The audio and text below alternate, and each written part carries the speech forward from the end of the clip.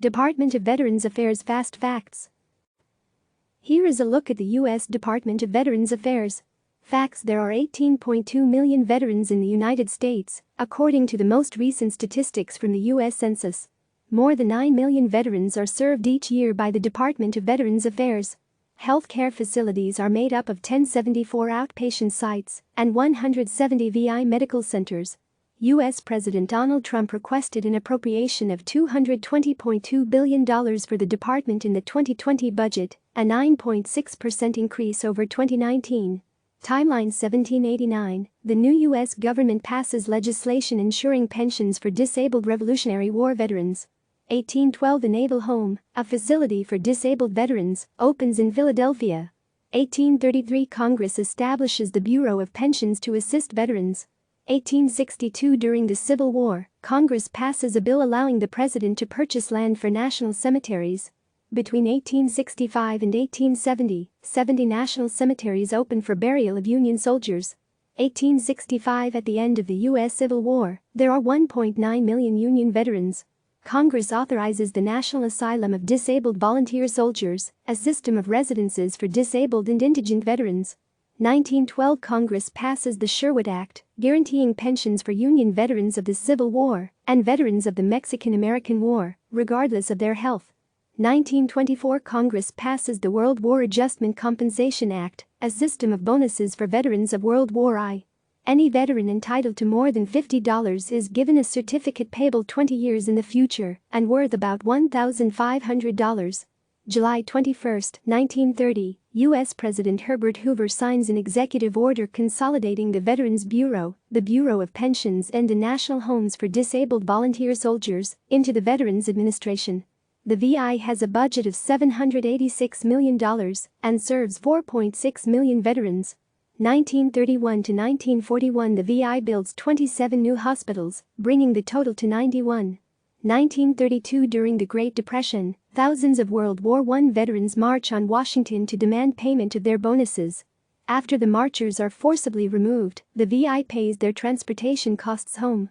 Congress authorizes early payment of the bonuses in 1936. 1933, the VI establishes the Board of Veterans' Appeals. June 22, 1944, during World War II, U.S. President Franklin Roosevelt signs into law the Servicemen's Readjustment Act, also known as the GI Bill of Rights, a package of education benefits, federally guaranteed loans and unemployment compensation. 1945, at the end of World War II, there are approximately 15 million veterans in the United States, and all 97 VI hospitals are filled to capacity. In response, the VI opens 54 new hospitals over the next 5 years. 1958, Congress pardons Confederate service members and extends benefits to the one remaining survivor. 1973, the VI takes over the administration of the National Cemetery System, with the exception of Arlington National Cemetery and the Soldiers' Home National Cemetery. 1979, Congress orders the VI to study the effects on veterans of the Agent Orange defoliant used in Vietnam. 1983, the Agent Orange study is transferred to the Centers for Disease Control. 1984, U.S. President Ronald Reagan signs a bill requiring the VI to pay benefits to Vietnam veterans suffering from chloroquine or porphyria cutanea tarda, possibly caused by Agent Orange exposure. 1988, the U.S. Court of Appeals for Veterans Claims is founded. It gives those who served in the military a chance to challenge individual decisions made by the Department of Veterans Affairs. March 15, 1989, U.S. President Reagan signs legislation elevating the Veterans Administration to cabinet status and renaming it the Department of Veterans Affairs. 1991, U.S. President George H.W. Bush signs into law a bill compensating Vietnam veterans exposed to Agent Orange and suffering from non-Hodgkin's lymphoma or soft tissue sarcoma. March 1991, the VI orders Veterans Affairs Medical Center in Chicago to stop performing vascular and orthopedic surgeries after the deaths of more than 40 patients in 1989 and 1990. After a review of the cases, the VI accepts responsibility for the deaths of 8 patients. 1996, U.S. President Bill Clinton orders the VI to provide benefits to Vietnam veterans who develop prostate cancer or peripheral neuropathy, after a National Academy of Sciences report suggests there is a link between those diseases and Agent Orange exposure. 2006 Two teens steal a laptop computer and external hard drive containing the personal information of approximately 26 million veterans from the home of a VI data analyst. The laptop and hard drive are later recovered, and FBI testing suggests that the data was never accessed. In 2009, the VI pays $20 million to settle a class action lawsuit brought by veterans.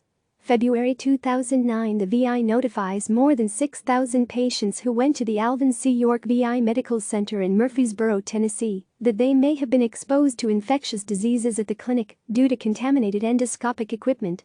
February 2009, the Charlie Norwood VI Medical Center in Augusta, Georgia, notifies more than 1,200 people that they may have been treated with contaminated equipment. March 2009, the VI sends letters to more than 3,000 people who may have had colonoscopies at VI facilities in Miami, warning that they may have been exposed to hepatitis and HIV. According to hospital officials, a review of safety procedures found that tubing used in endoscope procedures was rinsed but not disinfected. 2010, the VI notifies more than 1,800 veterans treated at the John Cochrane VI Hospital in St. Louis that they may have been exposed to infectious diseases during dental procedures. July 2010, the VI unveils new regulations making it easier for men and women who served in the armed forces to receive benefits for post-traumatic stress disorder. Under the new rules, a veteran only needs to demonstrate that he or she served in a war and performed a job during which events could have happened that could cause the disorder. November 2010, the VI announces that it will cover disability compensation for an additional 3 diseases linked to Agent Orange exposure among Vietnam veterans. They are hairy cell leukemia, Parkinson's disease and ischemic heart disease. 2011, 9 Ohio veterans test positive for hepatitis after routine dental work at a VI clinic in Dayton, Ohio. A dentist at the VI Medical Center there acknowledged not washing his hands or even changing gloves between patients for 18 years. February 2011, November 2012, an outbreak of Legionnaire's disease at VI facilities in Pennsylvania kills at least 6 veterans. November 2013, a CNN investigation shows that veterans are dying because of long waits and delayed care at U.S. veterans hospitals. The VI has confirmed 6 deaths tied to delays at the Williams-Jennings Bryan Dorn Veterans Medical Center in Columbia, South Carolina. January 30, 2014, CNN reports that at least 19 veterans have died because of delays in simple medical screenings like colonoscopies or endoscopies at various VI hospitals or clinics. This is according to an internal document from the U.S. Department of Veterans Affairs, obtained exclusively by CNN, that deals with patients diagnosed with cancer in 2010 and 2011.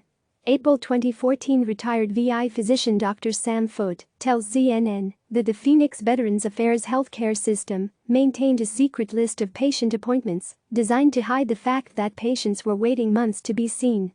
At least 40 patients died while waiting for appointments, according to Foote, though it is not clear they were all on secret lists. May 9, 2014, the scheduling scandal widens as a Cheyenne, Wyoming VI employee is placed on administrative leave after an email surfaces in which the employee discusses gaming the system a bit to manipulate waiting times.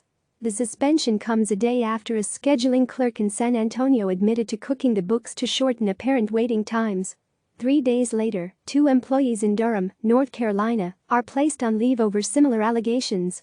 May 20, 2014, the VIS Office of the Inspector General announces it is investigating 26 agency facilities for allegations of doctored waiting times. May 28, 2014, a preliminary report by the VIS Inspector General indicates at least 1,700 veterans waiting to see a doctor were never scheduled for an appointment and were never placed on a wait list at the Veterans Affairs Medical Center in Phoenix. May 30, 2014, VI Secretary Eric Shinseki resigns. June 9, 2014, the Department of Veterans Affairs releases the results of an internal audit of hundreds of Veterans Affairs facilities. It reveals that 63,869 veterans enrolled in the VI healthcare system in the past 10 years have yet to be seen for an appointment. June 23, 2014, in a scathing letter and report sent to the White House, the U.S. Office of Special Counsel, OSC, expresses concern that the VI hasn't adequately addressed whistleblower complaints of wrongdoing. The report also slams the VIS Medical Review Agency, the Office of the Medical Inspector, OMI, for its refusal to admit that lapses in care have affected veterans' health. June 24, 2014, a report issued by Senator Tom Coburn's office finds that more than 1,000 veterans may have died in the last decade because of malpractice or lack of care from VI medical centers. June 24, 2014. Pauline DeWinter, a scheduling clerk at the Phoenix VI, tells CNN that records of dead veterans were changed or physically altered, some even in recent weeks, to hide how many people died while waiting for care at the Phoenix VI hospital. July 29, 2014, the U.S. Senate confirms Robert McDonald as the new Veterans Affairs Secretary. July 31, 2014, the Senate approves a $16 billion bill to overhaul the Department of Veterans Affairs. August 26, 2014, the VI Office of the Inspector General releases a report on delays at the Phoenix VI healthcare system. The study looked at more than 3,000 cases and found that dozens of veterans had clinically significant delays in care, and 6 of them died. The report says investigators could not conclusively link their deaths to those delays. November 10, 2014, Secretary McDonald announces the VI has taken disciplinary action against 5,600 employees in the last year, and more firings will follow. Beyond sacking officials that don't meet the VI's values, McDonald says the reforms will include the establishment of a VI-wide customer service office to understand and respond to veteran needs, new partnerships with private organizations and other reorganizations to simplify the department structure. November 13, 2014, the VI announces it has fired Terry Jarrett Wolf, the director of the Pittsburgh VI healthcare system, for conduct unbecoming of a senior executive and wasteful spending. An outbreak of Legionnaire's disease in 2011 and 2012 killed 6 veterans at the facility. November 24, 2014, Sharon Hellman, the head of the Phoenix VI, is fired. She was put on administrative leave following a CNN interview in April, in which she denied the existence of the secret list used to cover up delays in patient care. December 15, 2014, the VI Inspector General releases a report that indicates a VI fact sheet contained misleading information, overstating the scope of its review of unresolved cases. The VI claims that it reviewed cases dating back to 1999, but it only examined cases dating back to 2007. The Inspector General also questions how the VI resolved an issue with delayed appointments. The VI reported that it reduced the number of appointments delayed more than 90 days, from 2 million to 300,000, but did not provide paperwork detailing whether the appointments were cancelled or if the patients received treatment, according to the Inspector General. March 10, 2015, CNN reports that more than 1,600 veterans waited between 60 and 90 days for appointments at facilities operated by the VI Greater Los Angeles healthcare system. About 400 veterans waited 6 months for an appointment, according to documents provided to CNN. The average wait time, according to documents dated January 15, 2015, was 48 days.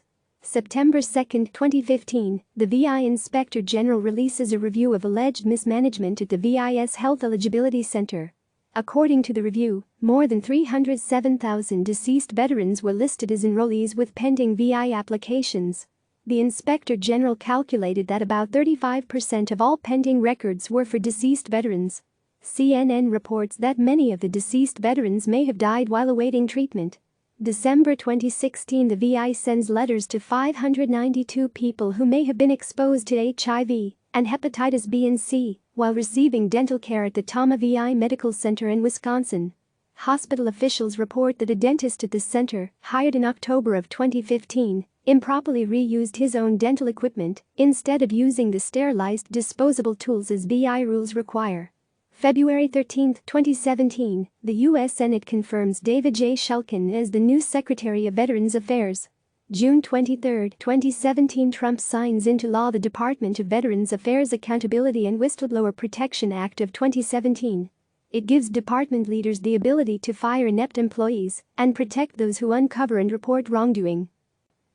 March 7, 2018, a report from the VI's Inspector General finds that the Washington, D.C. VI Medical Center has for years suffered a series of systemic and programmatic failures to consistently deliver timely and quality patient care, and heightening the potential for waste, fraud and abuse of government resources. March 28, 2018, Trump announces he will replace Veterans Affairs Secretary David Shulkin with Ronnie Jackson, who currently serves as physician to the president. April 26, 2018, Jackson releases a statement that he has withdrawn his name from nomination to lead the department. He says that any allegations of improper behavior against him are false, but have become a distraction for Trump and his agenda. May 17, 2018, it is announced that Trump has donated a quarter of his salary to the Department of Veterans Affairs. May 18, 2018, Trump nominates Robert Wilkie to lead the Department of Veterans Affairs. June 6, 2018, Trump signs the VI Mission Act. The legislation expands veterans' access to private health care and also provides $5.2 billion for the VI's Choice program. July 23, 2018, the Senate confirms Wilkie as the new Secretary of Veterans Affairs. August 21, 2019, Trump signs a presidential memorandum to automatically forgive federal student loan debt for totally and permanently disabled veterans. A program to identify those veterans, initiated April 2018, required veterans to apply for loan forgiveness. Click subscribe to receive the latest news.